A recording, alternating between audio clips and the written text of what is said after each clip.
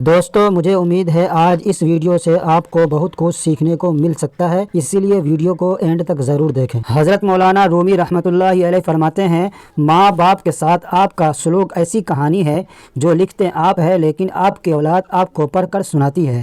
موت کو یاد رکھنا نفس کی تمام بیماریوں کا علاج ہے۔ دوستو زندگی کے راستے کبھی بھی سیدھے نہیں ہوتے، مگر کامیاب ہونے کے لیے ان کو سیدھا کرنا پڑتا ہے۔ جس کا بھروسہ اللہ ہو ان کی منزل کامیابی ہے۔ طاقت کی ضرورت تب ہوتی ہے جب کچھ بڑا کرنا ہو، ورنہ دنیا میں سب کچھ پانے کے لیے آپ کا حسن عمل اور اخلاق ہی کافی ہے۔ علامہ اقبال لکھتے ہیں کہ ٹھکانہ قبر ہے کچھ تو عبادت کر اقبال، روایت ہے کہ خالی ہاتھ کسی کے گھر جایا نہیں کرتے۔ ہمت کر صبر کر بکھر کر بھی نکھر جائے گا، ہمت کر صبر کر بکھر کر بھی نکھر جائے گا، یقین کر شکر کر وقت ہے گزر جائے گا۔ دوستو زندگی آسان نہیں ہے، یہاں کچھ بننے کے لیے بہت کچھ کرنا پڑتا ہے۔ زندگی میں کسی بھی انسان کو اتنا قریب مت کرو کہ وہ آپ کو معمولی سمجھنے لگے۔ علم وہ ہے جو تمہیں اللہ سے ملاتا ہے اور جہالت وہ ہے جو تمہیں اللہ سے دور کرتا ہے۔ استاذ بادشاہ تو نہیں ہوتا مگر اپنے طلباء کو بادشاہ بنا سکتا ہے۔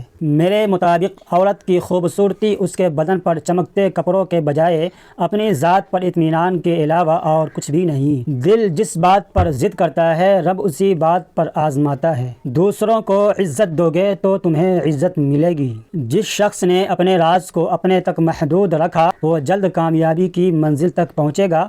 مولانا جلال الدین رومی رحمۃ اللہ علیہ۔ ماں کی آواز سکون دیتی ہے چاہے وہ فون پر ہی کیوں نہ ہو۔ لڑکیوں حجاب ہمارے لیے ایک فخر ہے، اللہ کے راہ میں دیا ہوا واپس ضرور ملتا ہے۔ نفرتیں تو انسان کا بنایا ہوا ذاتی مسئلہ ہے، ورنہ قدرت تو محبت کا درس دیتی ہے۔ کم ظرف لوگ رشتوں کو آزماتے زیادہ ہے اور نبھاتے کم ہے۔ مفلسی بھی تہمت ہے بیٹیوں کے لیے، باپ غریب ہو تو رشتے نہیں آتے۔ دوستوں اگر اللہ پر توکل سیکھنا ہو تو پرندوں سے سیکھو کہ وہ جب شام کو گھر جاتے ہیں تو ان کی چونچ میں کل کے لیے کوئی دانہ نہیں ہوتا۔